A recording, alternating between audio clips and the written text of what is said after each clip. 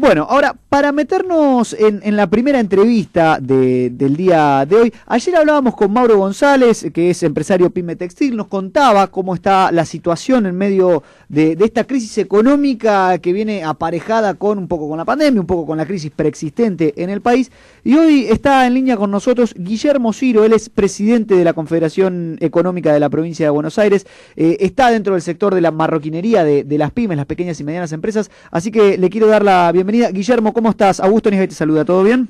¿Cómo te da gusto? Todo bien, todo bien. Y Mauro, un amigo conocido y un gran dirigente. Bueno, local de Verazategui. Ayer estábamos hablando porque nos interesa también saber cómo viene la mano con las pequeñas y medianas empresas. Por ahí está en el imaginativo popular, ¿no? El tema de que, los grandes medios siempre dicen, no, las pymes se están fundiendo todas, está todo mal. Y ayer Mauro nos decía que, bueno, que al menos en el sector textil industrial está viendo un pequeño repunte. ¿Cómo viene la mano en lo que es la marroquinería? Y bueno, y cómo ves vos, Guillermo, la actualidad económica y la actualidad de las pymes? Bueno, tenemos que hacer una diferenciación de lo que es el sector industrial, que claro, no obstante sigue al 63% de su capacidad instalada. Lo que pasa es que el sector textil venía de menos 10. Claro. O sea, hay que entender que el sector textil fue uno de los sectores más afectados durante los últimos 4 años de Macri y que, bueno, se ha recuperado. La verdad que se ha recuperado básicamente por la limitación de las importaciones. Claro. Y además el cierre de muchos. Por consiguiente, la recuperación, que es leve, paulatina, del sector textil como de otros sectores industriales, realmente existe. No obstante, estamos al 63%, 64% de la capacidad instalada trabajando.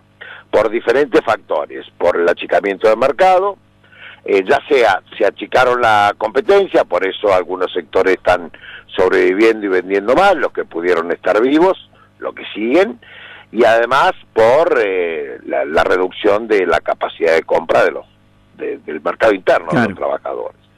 El sector que está muy complicado es el sector comercial. Sí. El sector comercial es un sector que el cual CEPA tiene una importante representación, realmente está pasando por momentos muy difíciles. No obstante, ahora hemos podido empezar a abrir, se ha podido empezar a tener actividad, por lo menos esperanza de que esto no es el punto final de una actividad por ahí de 60, 70 o 80 años. No obstante, hay sectores que te lo están pasando muy mal. Todo el sector que necesita una gran concentración de clientes para llegar al punto de equilibrio, gastronomía, claro, espectáculos, salones de fiesta, divertimento, gimnasios también, culturales, esos son sectores que están pasándola muy muy mal. Todo el sector que es comercialización, bueno, ahí tenemos dos problemas. El primer problema, uno puede atender aplicando los protocolos, porque nosotros siempre hablamos por aquellos sectores que están formalmente constituidos y que actúan en el marco de la ley y aplican los protocolos. No hablamos por aquella actividad informal e ilegal, claro, yo eso no represento. Aquellos que realmente están trabajando en el marco de los protocolos tienen menos capacidad de venta con la misma planta de personal. También hay que entender eso. Por consiguiente, los costos operativos se han incrementado y eso es rentabilidad, básicamente rentabilidad. La mayoría está trabajando a pérdida. La mayoría, no todos, hay excepciones, pero la mayoría está trabajando a pérdida. Pero está trabajando. Y para el PYME lo primero que tenemos que pensar, lo primero que esperamos es trabajar. Nosotros, si hay trabajo, hay esperanza. Entonces en esto estamos de acuerdo y apoyamos la medida que ha tomado el gobierno nacional y provincial de hacer esta cuarentena más flexible, porque los sectores comerciales no son vectores de contagio ni los sectores industriales. Sí es verdad que hay sectores que le están pasando muy mal, que necesitan medidas específicas y que lo que tenemos que empezar a hacer es pensar a trabajar con aquellos que no pudieron superar la crisis. ¿Qué es lo que estamos haciendo desde la Confederación? Nosotros no trabajamos solamente para aquellos que están abiertos, sino también para los que no pudieron abrir. Porque el proceso de recuperación necesita de todos. Cuando hablamos del emprendedorismo, cuando hablamos del desarrollo de nuevas empresas, no hay región que se pueda recuperar si no hay nuevas empresas que generen nuevos puestos de trabajo genuinos, que aporten a la seguridad social, que paguen impuestos, que estén registrados, que contribuyan a un estado de bienestar. Y eso se hace con empresas que se fundieron o que no pudieron continuar o que decidieron en el marco del panorama que se venía en el 2020 y que este año también es muy difícil, 2021, desencillar porque no podían continuar. Hay que entender que la prohibición de despido y otras medidas que ha tomado el gobierno, que nosotros apoyamos para mantener el mercado nacional y mantener el empleo, repercute en aquellos sectores que no trabajan y que tienen 10 empleados cuando sería viable con un empleado. Sí, claro. Pero no pueden echar a 9 empleados, por consiguiente tienen que cerrar. Bueno, esos sectores son los que nosotros estamos trabajando para que cuando tengamos la oportunidad y la necesidad de poner en marcha el sector productivo, tengamos gente que sabe, que tiene experiencia y que ha vivido diferentes crisis en la Argentina, que sea de la partida, ¿no? Para generar empleo, para promover actividad y para generar nuevos sueños en cada una de las economías. Sí, Guillermo, ahora, a ver, atendiendo a esto que decís, y vos lógicamente tenés contacto con el trabajador y con los trabajadores de distintos sectores, ¿no? Pero digo, ¿cuál es la preocupación mayor hoy por hoy? Vos decías, mientras haya trabajo, hay esperanza. La gente está preocupada justamente por esto que decís, por el hecho de que, bueno, hoy más o menos sabemos que tenemos trabajo, pero mañana, ¿qué pasa? Y dentro de un mes, y se nota cierta incertidumbre por ahí en la gente. ¿Cómo lo viven ustedes? ¿Qué mensajes reciben ustedes de la sociedad y de los trabajadores? Sí, primero nosotros somos trabajadores. Sí, no, claro, obvio, no. Los pymes somos trabajadores obvio. Y además generamos trabajo. Y tenemos la misma preocupación y la misma inseguridad que tienen nuestros trabajadores. Porque las pymes son familias aunque no tengan relación o relación de sangre, son familias. Yo tengo trabajadores que en las pymes familiares me vieron nacer a mí. Claro. Y me iban a buscar al colegio cuando yo estaba en el colegio. O sea, hay trabajadores que tienen más antigüedad en la empresa que algunos de mis hijos, o que la edad de mis hijos. Entonces, este tipo de relación que tenemos los pymes con nuestros trabajadores hace que realmente el proyecto sea colectivo. Y esto nos tiene muy preocupados a todos, porque los trabajadores también ven que cuando un negocio vende y no puede comprar mercadería porque no tiene capital de trabajo y porque se ha endeudado, ve que las empresas de servicios públicos nos cobran la luz como si estuviéramos abiertos cuando estuvimos cerrados, que a nosotros nos cierran 9 días por una cuestión sanitaria, pero los bancos siguen cobrándonos intereses y siguen abriendo sin atendernos y depositándonos los cheques y bajándonos el descubierto. Cuando ven que cada día es mucho más difícil volver a abrir la persiana o poner una máquina en marcha, el trabajador está sumamente preocupado, porque además normalmente los trabajadores han vivido estas situaciones.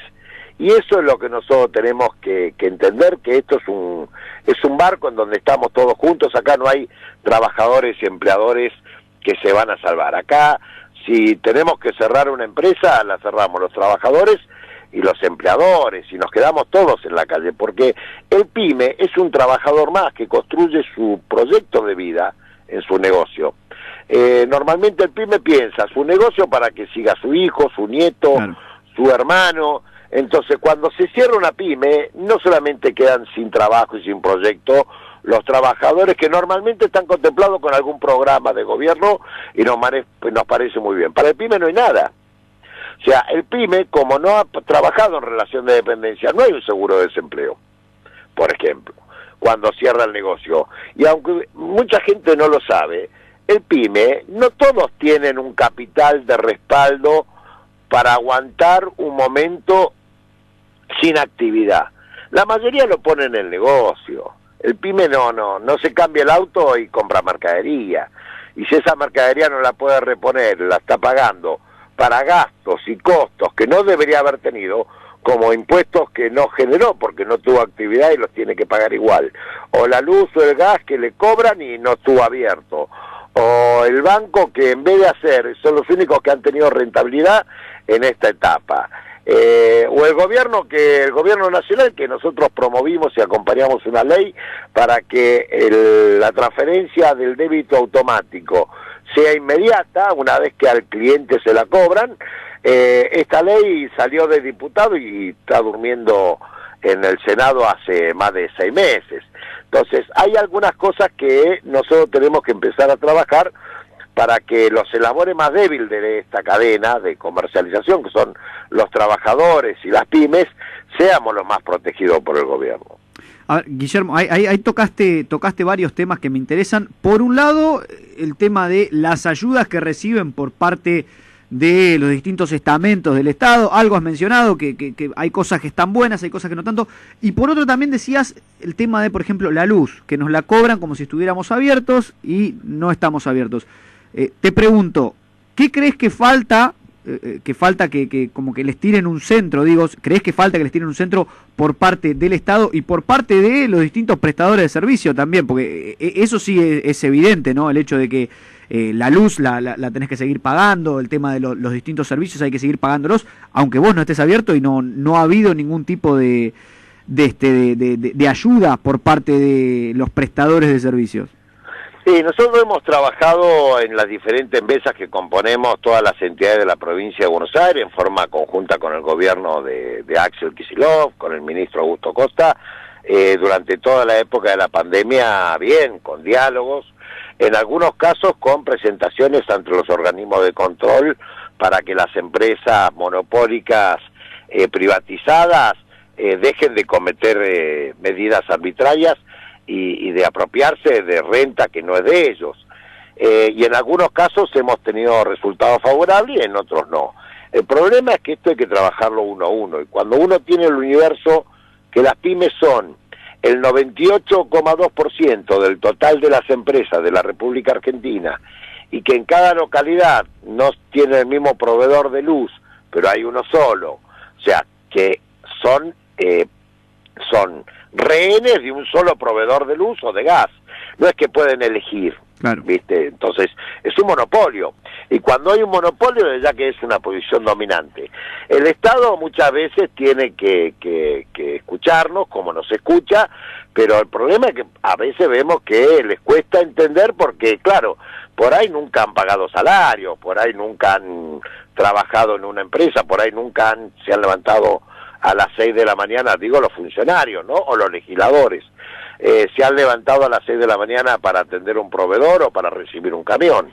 Entonces muchas veces no nos entienden, es lógico, uno lo entiende. Y eso es un defecto nuestro porque el PYME y la dirigencia gremial PYME no participa políticamente.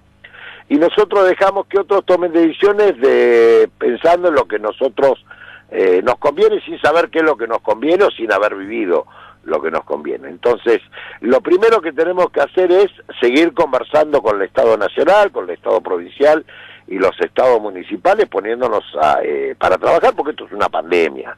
Convengamos que acá, más allá de la situación difícil y los errores que se puedan haber tomado, que siempre hay y siempre se puede mejorar, desde el punto de vista económico, no nos olvidemos que estamos en el marco de una pandemia que ha caído mundialmente. Después tenemos un problema en la Argentina que lo tenemos que resolver, que no es de este gobierno, que viene de décadas, que es la inflación. Nosotros tenemos una estructura económica inflacionaria. Ayer estábamos charlando con unos colegas, porque yo además de ser industrial, soy contador y licenciado en la administración, y hace muchos años que soy docente universitario, por consiguiente tenemos algunos grupos de trabajo y de investigación de propuestas técnicas, ¿no? Y nosotros veíamos que acá uno de los argumentos por el aumento de los alimentos es el incremento de los precios de los commodities internacionales. Claro. Y en realidad eso es verdad, pero es una verdad media, porque países que son similares a lo nuestro, como Uruguay, Brasil, Paraguay, que exportan commodities como exportamos nosotros, el incremento de los precios internacionales afecta mucho menos en el incremento de los precios de los alimentos. En Uruguay fue el 0,2%, en Brasil el 0,1%, en Chile el 0,3%, mientras que acá fue el 4%, el 5%, el 6%. Entonces, evidentemente hay algunas otras variables que en la Argentina están ya muy, pero muy desarrolladas, que tienen un aspecto inflacionario, y que no somos los pymes los que creamos precios o fijamos precios. En realidad nosotros somos lamentablemente un eslabón entre el consumidor y el mayorista o el industrial, que lleva a que cuando hay posiciones dominantes los precios se aumenten y que nosotros seamos víctimas también de este incremento de precios, porque se cae el mostrador, se cae la venta. Esta situación lo tenemos que trabajar y tenemos que empezar a ver otro de los problemas que nosotros vemos, que es la caída del poder adquisitivo por la baja del salario real de los trabajadores. Ahora, cuando uno investiga un poco más, esa baja del salario real no se da en un beneficio, por lo menos para las pymes, en la rentabilidad del negocio o en la viabilidad del negocio. Al contrario, nos afecta negativamente. Entonces, ¿quién se está llevando esa renta? Bueno, uno es el Estado, a través de una presión tributaria muy alta. Debemos desarrollar una reestructuración impositiva proactiva, en donde se evite la duplicación de impuestos, se deje de gravar al trabajo y se deje de gravar la inversión en producción, que genera trabajo, empezar a gravar la especulación que hoy no está grabada. Tenemos que hacer una reconversión productiva. Después tenemos que hacer una actualización laboral. Hay trabajadores que van a trabajar con la mayor gana, pero hay trabajadores que no van a trabajar y siguen cobrando el sueldo. Y, Guillermo, te pregunto... Algunos justificados y otros no justificados, ¿no? Claro, te quiero consultar ya que estamos en este tema. ¿Cuánto paga, más o menos, así en un número a grosso modo, una pyme en lo que son impuestos, cargas sociales? ¿Cuánto se está...? El costo del salario de un trabajador, sí, para nosotros es de un 150%. Si el trabajador cobra 100, nosotros tenemos un costo de 150. Pero a eso le tenemos que sumar que la realidad impositiva y laboral y legal de la Argentina hace que los costos sean de 15 meses al año, claro, pero los ingresos sean de 12. ¿Y por qué digo esto? Porque vos tenés un trabajador durante 12 meses, después tenés el mes de aguinaldo, 13 meses, tenés las vacaciones, 14 meses, tenés feriados y asistencias pagas, tenés los 15 meses. Vos vas a los impuestos, por ejemplo, el impuesto inmobiliario o el impuesto sobre los patrimonios, vos tenés que pagar cuotas de trimestrales, 5 cuotas trimestrales, cuando deberían ser 4. Por consiguiente, pagás siempre una cuota extraordinaria. Y así vos vas sumando que tenés incrementos de costos que van por encima de los periodos lógicos de ingresos. Y eso hace que la rentabilidad sea muy baja, y por eso muchas veces el margen que uno debe cargar sobre los costos es muy alto, porque alguien se lleva el resto. Y ese alguien es el Estado, a través de la recaudación impositiva, pero además de eso es todo lo que es el costo argentino de la inoperancia, de la burocracia, de diferentes sectores o diferentes problemáticas que tenemos que ir resolviendo. Sí, queda claro la verdad, Guillermo. O sea, evidentemente el tema tributario es uno de los temas a resolver. A tu criterio, ¿qué es lo que se podría hacer en el corto y mediano plazo para tratar de disminuir esta presión tributaria e impositiva?